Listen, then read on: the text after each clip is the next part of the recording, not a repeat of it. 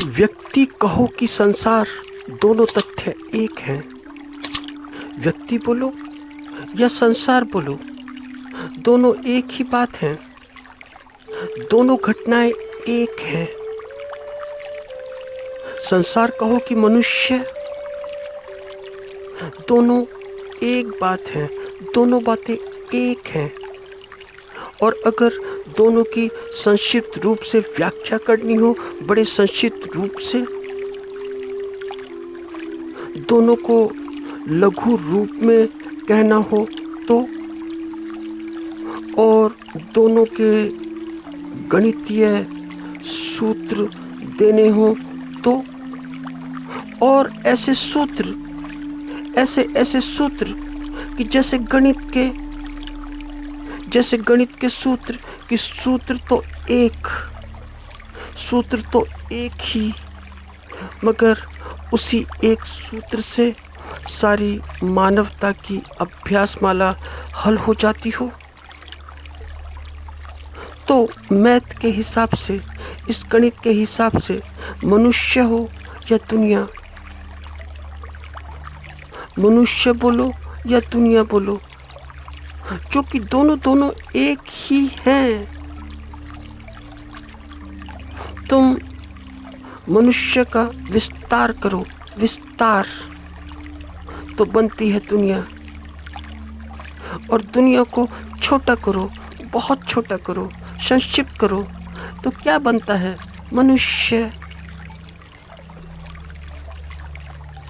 तो मनुष्य हो या दुनिया, दोनों सिर्फ और सिर्फ मात्र दो का संयोग है। दो का संयोग, मगर ये तो भिन्न भिन्न है। ये तो व्यक्ति के भिन्न भिन्न है। ये तो जगत के भिन्न भिन्न है। अब दो को समझने वाली बात है कि दो है क्या। तो निम्न तल से शुरू करो, लोअर लेवल से। यद्यपि मनुष्य जो पशु जगत है उससे बहुत बहुत नीचे है, पर फिर भी उचित होगा कि बात को वहीं से समझा जाए, क्योंकि हम उससे बड़े बड़े संबंधित हैं। तो बात को एक पशु जगत से ही समझा जाए तो उचित रहेगा,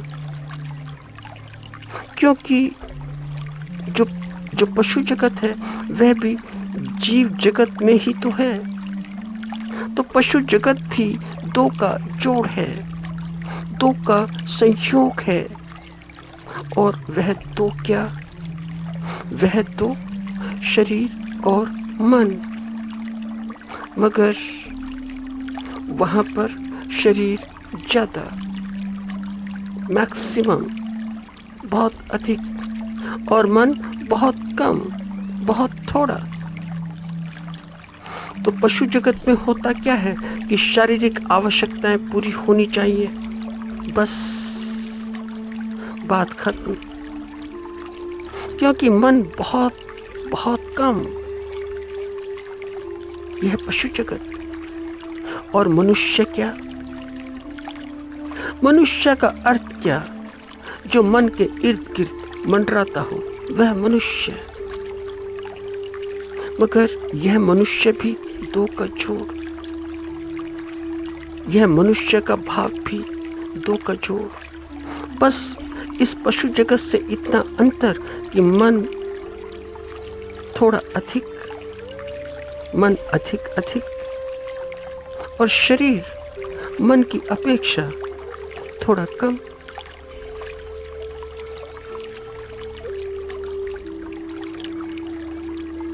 बस यही तो फर्क है,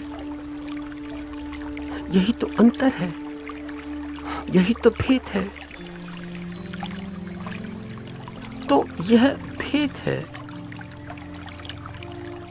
मनुष्य और पशु के बीच का। मगर याद रखना कि तुलना पशु के साथ है। यह तुलना, यह कंपैरिजन एक पशु के साथ, प्रकृति के साथ नहीं। यह तुलना नेचर के साथ नहीं, ब्रह्मांड के साथ नहीं, अस्तित्व के साथ नहीं, एग्जिस्टेंस के साथ नहीं। यह तुलना सुकरात के साथ नहीं। यह तुलना चैतन्य चेतनाओं के साथ नहीं। तो तुलना उन महत्वपूर्ण चेतनाओं के साथ नहीं है जो मुट्ठी भर चेतनाएं दुनिया में आती हैं, आकर जीकर निकल जाती हैं। उनके साथ बिल्कुल नहीं, और उनके साथ हम करना भी नहीं चाहते। हम एक तुलना इस पशु जगत से ही करना चाहते हैं, उनके साथ नहीं। तो तुलना पशु के साथ, क्योंकि अगर पशु के साथ तुलना होती है तो हमें अच्छा लगता है कि पशु की तुलना में तो हम बड़े बड़े अच्छे, बड़े बड़े विकसित, बड़े बड़े सभ्य। मगर तुम जरा गौर से देखो, ध्यान से देखो कि हम जो पशु हैं उनसे भी गए गुजरे हैं, वे भी हमसे अधिक सभ्य हैं। तो दो का अर्थ यह भी होता है कि शरीर और मन, बाकी सब इसका विस्तार, बाकी सब इसका एक्सपेंशन, और बात समाप्त हो जाती है, जैसा कि आधुनिक युग में होता है। अब मात्रा की बात क्या करनी, क्वांटिटी की बात बेकार है। तो किसी की ज़्यादा और किसी की कम, तो कोई ज़्यादा पशु तो कोई ज़्यादा मनुष्य, मगर भेद दो में ही है, दो में ही। और वे दो क्या कि एक पशु और दूसरा मनुष्य। और दूसरे अर्थ लो, एक दूसरे आयाम लो।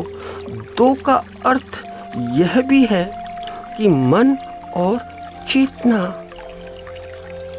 Mind and consciousness. दो का यह भी अर्थ है कि सृष्टि और सृष्टा।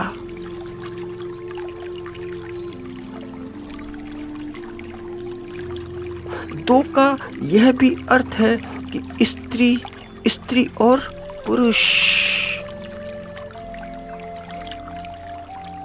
फिर ये दो के अर्थ, ये दो के भाव यदि इस प्रकार के हों, तो फिर मनुष्य को अपनी जो तुलना है इस पशु से छोड़नी होगी। फिर मनुष्य के उठने के अर्थ हैं, फिर मनुष्य नहीं है। मन के आसपास, मन के इर्द गिर्द मंडराने वाला, फिर यह वह मनुष्य नहीं। फिर ऊपर उठने का कुछ अर्थ है। फिर प्रेम अद्भुत घटना है। यदि दो ऐसे हों कि एक सृष्टि और दूसरा सृष्टा,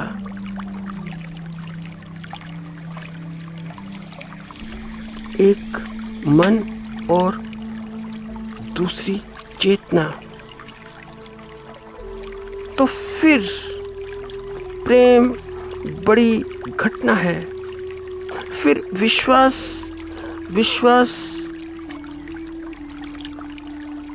करना नहीं पड़ता, फिर करने की कोई जरूरत नहीं, विश्वास हो जाता है। फिर श्रद्धा जमानी नहीं होती, वह तो वातावरण का बड़ा शीतल ठंडा ठंडा प्रभाव है। फिर श्रद्धा जम जाती है जैसे बर्फ जमती है अपने आप वातावरण के प्रभाव से। तो मनुष्य जाति को ऐसे ऐसे भी विश्वविद्यालयों की आवश्यकता है, यूनिवर्सिटीज़ की आवश्यकता है, और इनकी स्थापना होनी चाहिए कि जहाँ पर हृदय का विकास होता हो, जहाँ पर हृदय पल्लवित होता हो, जहाँ हृदय दो में से एक हो, एक तो हो, और कम से कम एक होना हृदय का बड़ा ज़रूरी है।